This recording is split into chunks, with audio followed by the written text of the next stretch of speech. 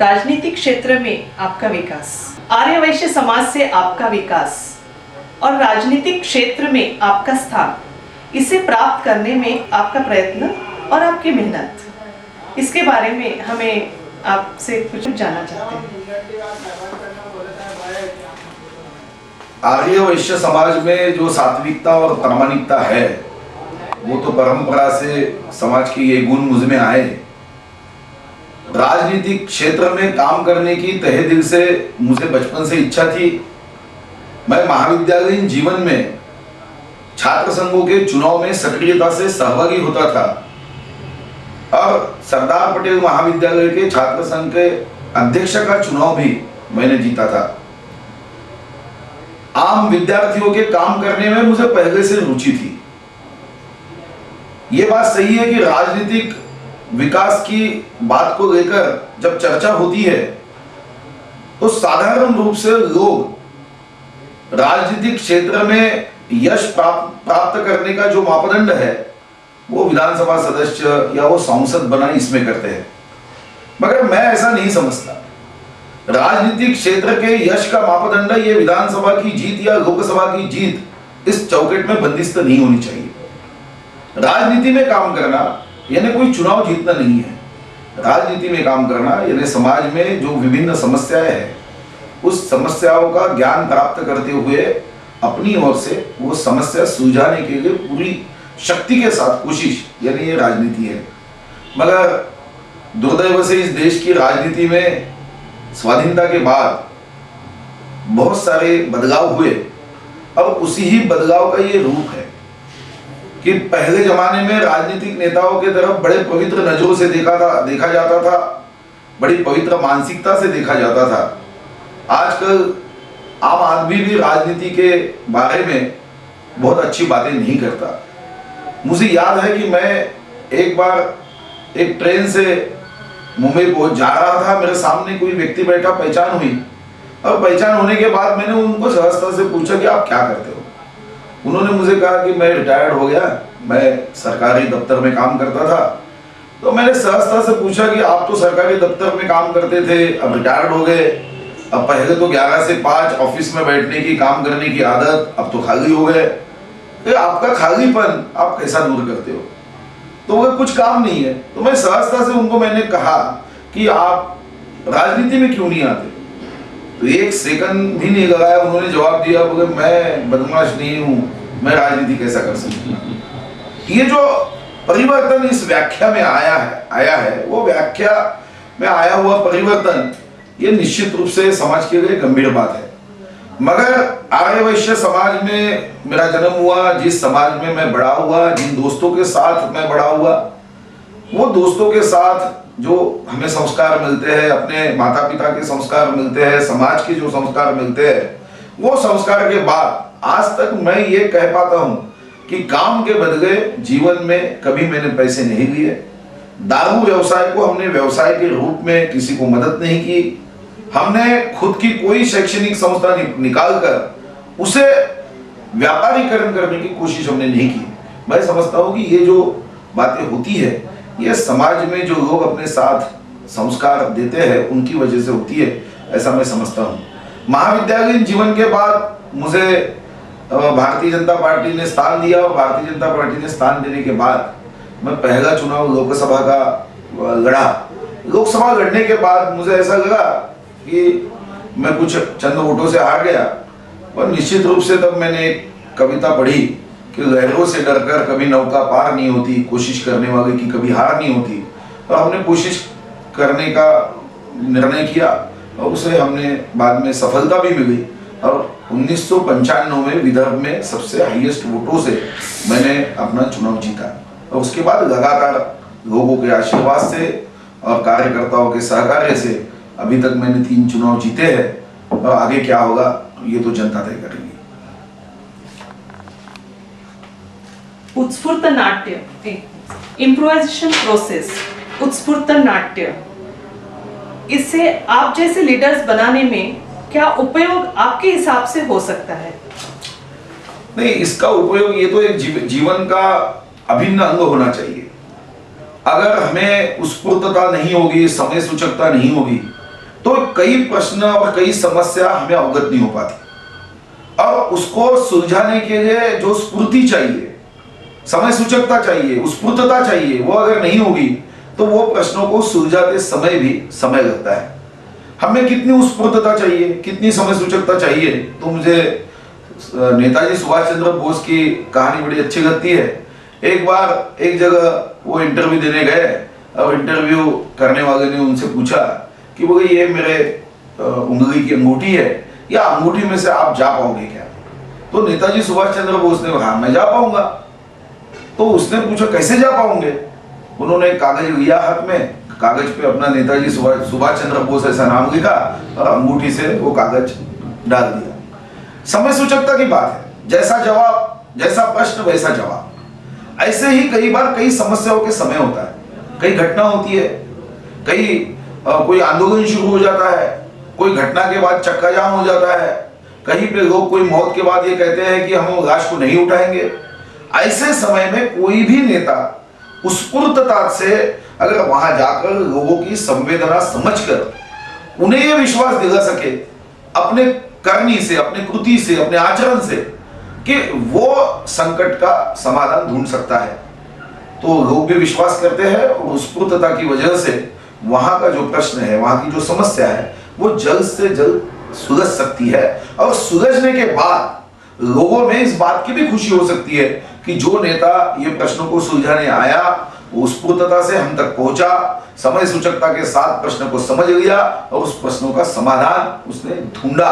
और इसलिए आप जो कह रहे हैं कि स्फूर्तता तो ये जीवन का अभिन्न अंग ही होना चाहिए।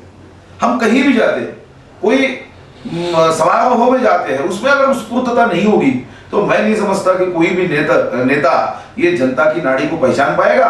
और जनता की नाड़ी को पहचान कर वहां क्या कहना है वो अगर सही ढंग से वो रख नहीं पाएगा तो हम समाज की लीडरशिप करने की बात जो कहते हैं उसमें पूरी तरह से सफलता नहीं पा सकेंगे। बच्चों को अगर बचपन से ही लीडरशिप की भावना, लीडरशिप के गुण पहचान कर उनमें एक अच्छा राजनीतिज्ञ बनाने की प्रेरणा कैसे हम दे सकते हैं? हम तो ये सोचते हैं कि ये तो एक सबसे ज्यादा महत्वपूर्ण काम इस हिंदुस्तान के लिए है। लोग कहते हैं हमारे देश के नहीं, सारे दुनिया के, कि हिंदुस्तान ये एक अलग देश है जिसमें बहुत बड़ी शक्ति है। शक्ति ही नहीं, ऐसा देश है जहां के इंसानों के कर्तृत्व के बारे में कोई देश के जनता में या कोई देश के लोगों में शंका नहीं रही।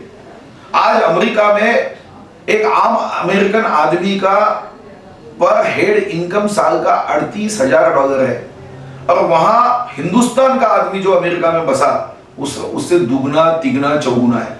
इसका मतलब ऐसा है कि हिंदुस्तान का आदमी ये कर्तृत्व से बड़ा है। और इसीलिए इस देश के नेता जो सपना रखते हैं समाज के सामने कि 2020 में ये देश विश्व की महासत्ता बननी चाहिए, मगर मेरे जैसे कार्यकर्ता को हमेशा ये बात लगती है कि ये महासत्ता बनाने के लिए जिनके कांधों पे हमें ये महासत्ता बनानी है, और ऐसा हमने एक फोरकास्ट किया है, ऐसा हमारा प्रोजेक्शन है कि 2020 में हिंदुस्तान की एवरेज एज ये 27 रहेगी, 27 साल रहेगी। चाइना की एवरेज एज ये 29 रहेगी, यूरोप की एवरेज एज 45 रहेगी।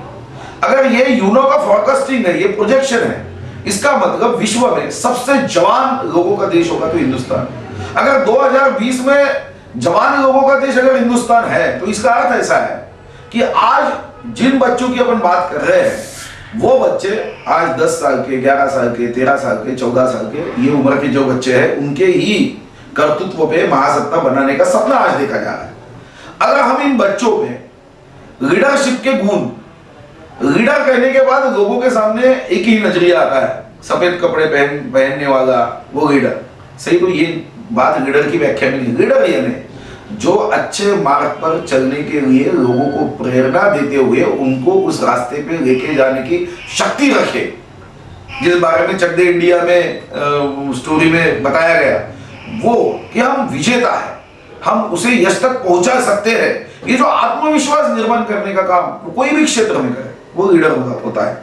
और इसीलिए हम जब आपके क्षेत्र से बच्चों के माध्यम से ये लीडरशिप के गुणों को उनमें देखते हुए उन्हें डेवलप करने की जो बात कर रहे हैं, मैं तो समझता हूं कि ये बहुत ज्यादा अनिवार्य है।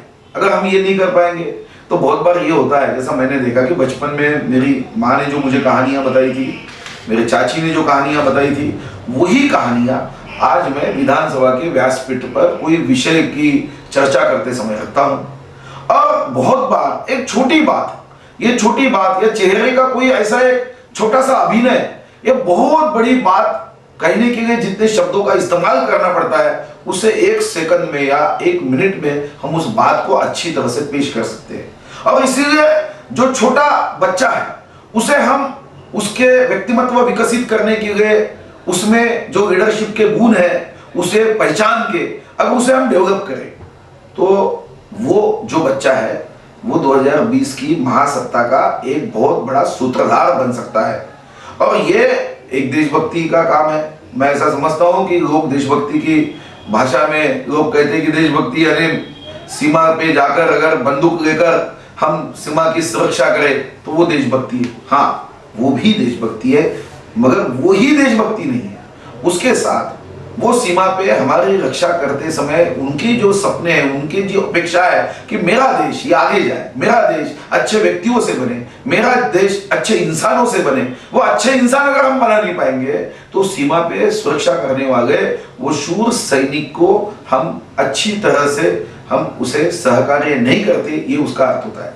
और इसीलिए क्षेत्र कोई भी हो, उस क्षेत्र में उन बच्चों को ऐसा कहते हैं कि कोई भी व्यक्ति में 147 गुण होते हैं।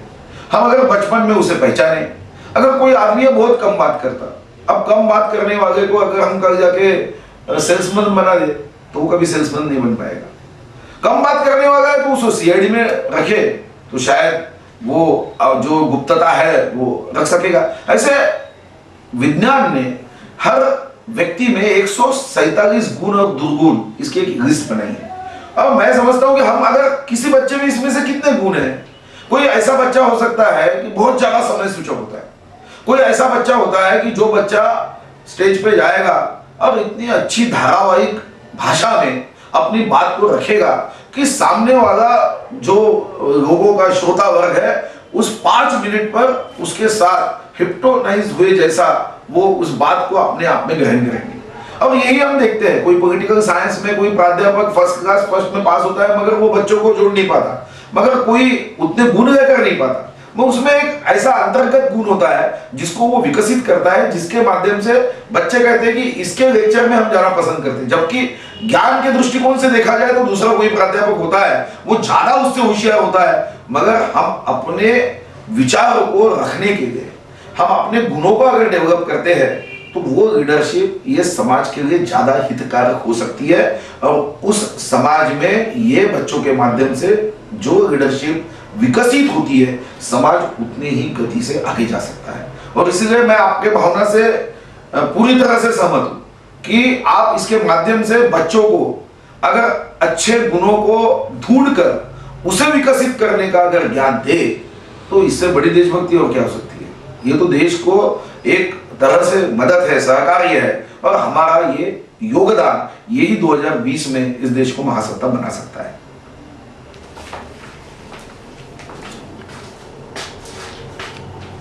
जागतिकरणसाठी तुम्ही सांगून दिले, पण सोबत देऊ का? असेल काय अजून? देशभक्ति यानी क्या, यह आपने बहुत अच्छे से बताया। और देशभक्ति के साथ ही जागतिकरण जो ग्लोबलाइजेशन हो रहा है, तो ग्लोबलाइजेशन के लिए देशभक्ति की भी आवश्यकता है, ये भी आपने खूबी से बताया। तो जागतिकरण की सफलता पाने के लिए राजनीतिज्ञों का योगदान, इसके बारे में आप कुछ संक्षिप्त में रखें। ग्लोबलाइजेशन के बाद जैसे समाज के विभिन्न वर्गों की जिम्मेदारी बढ़ी, उससे कई ज्यादा जिम्मेदारी ये देश के राजनीतिक नेताओं की भी बढ़ी है। क्योंकि ऐसा कहते हैं कि संसद हो या विधानसभा हो, ये चर्चा के ऐसे केंद्र है कि समाज को अच्छे मार्गों में यश मिलवाने के लिए उनकी गुणवत्ता बढ़ाते हुए हम ऐसा वातावरण निर्माण करें कि जिस वातावरण में हम अभी ग्लोबलाइजेशन की स्पर्धा को हम फेस कर सके या उसमें टिक सके। अब ये बात तो सही है कि ग्लोबलाइजेशन होने के बाद विश्व एक साइबर विलेज हो गया है। कई बातें ऐसी है जिसमें हमें स्पर्धा करनी है, मगर स्पर्धा तो वही कर सकेगा ना कि जो दूसरी किसी स्पर्धक के इतना अपने आप को विकसित करने का काम करेगा। अगर कोई देश बहुत आगे चले गया और हम ऐसी स्पर्धा में जाएंगे तो हमें यश तो नहीं मिल सकता है। और इसलिए ग्लोबलाइजेशन के बाद देश के नेताओं की जिम्मेदारी और बढ़ी है। अगर नेता ही समझदार नहीं होगा तो हम समाज को कैसे आगे बढ़ा सकते हैं। और इसीलिए तो हमने अपने महाराष्ट्र की विधानसभा में कहा कि अभी हमारा सारा कामकाज संगणकीय होना चाहिए। कंप्यूटराइजेशन हुए बिना हम आगे नहीं जा सकते। हमारी चर्चा में अगर हमारी क्वालिटी ऑफ डिस्कशन बढ़ानी है, डिस्कशन की गुणवत्ता बढ़ानी है, तो इंटरनेट पे विश्व में क्या चल रहा है वो हमारे इंटरनेट पे आना चाहिए। आज हम देखते कृषि की हर बात एसएमएस पे आ जाती, कहाँ का क्या भाव है, आज तुअर का क्या भाव है।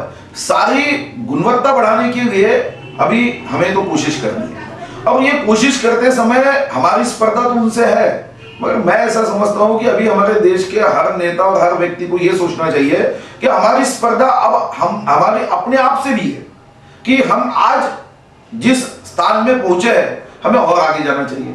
हमने अगर कुछ ज्ञान आज प्राप्त किया तो कल उससे ज्यादा ज्ञान प्राप्त करने की चेष्टा होनी चाहिए। और यही स्पर्धा हम अगर अपने आप से करेंगे, इस देश का लीडर दूसरे पार्टी के लीडर से नकल करते हुए आगे बढ़ने की कोशिश करेगा तो हम नहीं बढ़ सकते। हमें अपने गुणों को पूरी तरह से विकसित करने की कोशिश होनी चाहिए। नहीं तो वो कहानी है कि कोई दो गधे जा रहे थे, एक गधे पे कपास था, एक गधे पे नमक था, दोनों नदी से जा रहे थे। जो नमक वाला गधा था थक के वो पानी में बैठ गया तो नमक तो बह गया और वो बड़े उत्स्फूर्तता से नदी को पार कर गया। अब जो कपास वाला गधा था उसको ऐसा लगा कि उसने किया तो बड़े तेजी से आगे निकला, मैं भी पानी में बैठूंगा। वो पानी में बैठा, पानी कपास में गया, कपास और वजनदार बन गया और वही मर गया। और इसलिए अपने देश को भी दूसरे देश के साथ स्पर्धा करते समय हमारे कौन से शक्ति स्थान है, हमारे मर्मस्थान क्या है, ये पहचान कर अगर देश को जगाने की बात करेंगे तो हम आगे जाएंगे। अगर हमारे निर्णय ये हमारे मर्म स्थानों को देखकर नहीं होंगे, हमारे शक्ति स्थानों को देखकर नहीं होंगे तो हम नहीं आगे जा सकते। और इसलिए ये बात सही है कि ग्लोबलाइजेशन के समय में हर लीडर पे ये जिम्मेदारी बढ़ गई कि वो आज जो पूरे विश्व में हो रहा है वो विश्व में होने वाली हर खबर से उसे उसकी जो जानकारी होनी चाहिए और उस खबर के साथ में हम क्या करें इस पे निर्णय होनी चाहिए। जो हम निर्णय आज करते हैं उस निर्णयों का आधार अब छोटी कोई बात नहीं रही, उसके निर्णयों का आधार सारा ग्लोबलाइजेशन में होने वाली हर घटना में है। अगर हम कपास का भाव विश्व में क्या चल रहा है उस पर हम अपने देश की कृषि नीति का अवलंबन नहीं करेंगे तो हम पीछे रह जाएंगे। हमें विश्व में क्या हो रहा है विश्व की घटनाओं को अवगत करते हुए अपने देश की हर बात को करना पड़ेगा। जैसे चाइना है, आज चाइना में हम गए थे, चाइना में हमने देखा कि उन्होंने अपने पॉलिसी का आधार सारे विश्व की घटनाओं का बनाने की वजह से वो तेजी से आगे जा रहे। आज आशिया में हम जब देखते हैं, आशिया में देखते छोटे से छोटा देश इतने तेजी से आगे जा रहा है और हम महान संस्कृति, महान वारसा की, महान परंपरा की, नररत्नों की खान कहने वाले जिस देश ने सारे विश्व को जीरो बताया, जिस देश ने चांद सूरज इस बारे में जानकारी दी, जिस देश ने योगा दी, जिस देश ने आयुर्वेद दिया, वो देश ये देशों की नकल करेगा? नहीं, कोई आवश्यकता नहीं है। मगर हम ये बात नहीं समझ रहे, हमारी बात जो है वो हम पूरी तरह से अच्छे ढंग से रख नहीं पा रहे और इसीलिए विश्व के ग्लोबलाइजेशन में हमें सब गुण रहने के बाद भी हम क्रमांक 1 पर नहीं जा पा रहे। उसका अगर कोई कारण है तो यहाँ की लीडरशिप है जो ग्लोबलाइजेशन के इस वातावरण में, जागतिकीकरण के वातावरण में अपने आप को ढाल नहीं पा रही। और अगर ऐसा होगा तो फिर बॉबकट मगर नीचे जो है वो नौवारी रहने वाली बॉबकट, ऐसा हमारा इकोनॉमी का चित्र हो जाएगा। और इसलिए इस चित्र को बदलने के लिए आने वाले वक्त के साथ हमें अपने आप को ढालना पड़ेगा।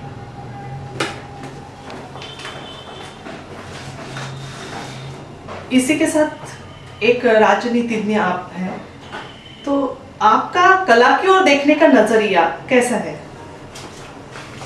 कला तो जीवन है। मैं समझता हूं कि कला के माध्यम से आदमी अपने दिल में, अंतःकरण में खुशी निर्माण कर सकता है। और इसीलिए हम देखते हैं कि किसी व्यक्ति को कितनी भी चिंता है, जब किसी मंच पर कला का प्रदर्शन होते रहता है तो वो सारी चिंताओं को छोड़ देता है। अब ये बात तो सही है कि स्वामी समर्थ जी ने कहा था कि जगी सर्व सुखी असा कोना है, विचारे मना तूची शोधू नहीं पाए। जीवन है तो चिंताएं है, समस्या है, संकट है, मगर जब हम कहीं कला का आविष्कार देखने जाते हैं तो मैं समझता हूँ कि ये सारे संकट, चिंता, समस्याएं आदमी भूल जाता है, वो उसकी गठरी बना के समुद्र में फेंक देता है। और इसके साथ में बहुत सारी बातें हैं कि जो बातों का समाधान ये कला ही है, और इसीलिए ये माध्यम जो है वो जीवन में सबसे ज्यादा आनंद देने वाला माध्यम है। लोग ये सोचते हैं कि पैसा ये सबसे ज्यादा सुख देने वाला माध्यम है, मगर मैं समझता हूँ कि पैसा सबसे ज्यादा सुख देने वाला माध्यम कभी नहीं हो सकता। पैसों से कुछ चीजें खरीदी जा सकती है मगर खुशी देने वाली कभी नहीं कर सकती।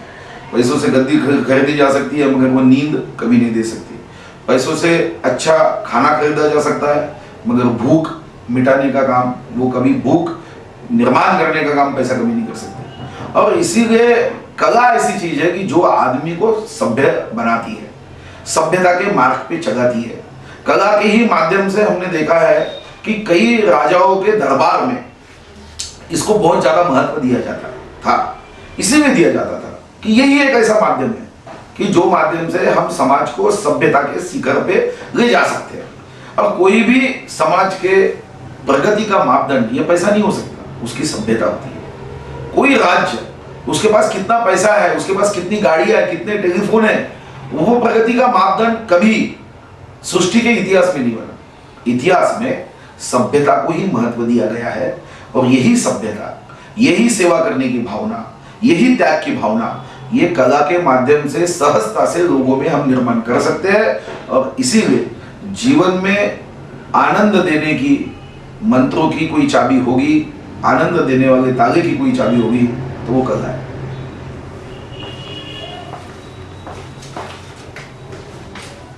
कला और व्यक्तिमत्व ये आपस में काफी निकटता से जुड़े हुए हैं, और इसी के माध्यम से हम कुछ कार्यशालाएं आयोजित करते हैं।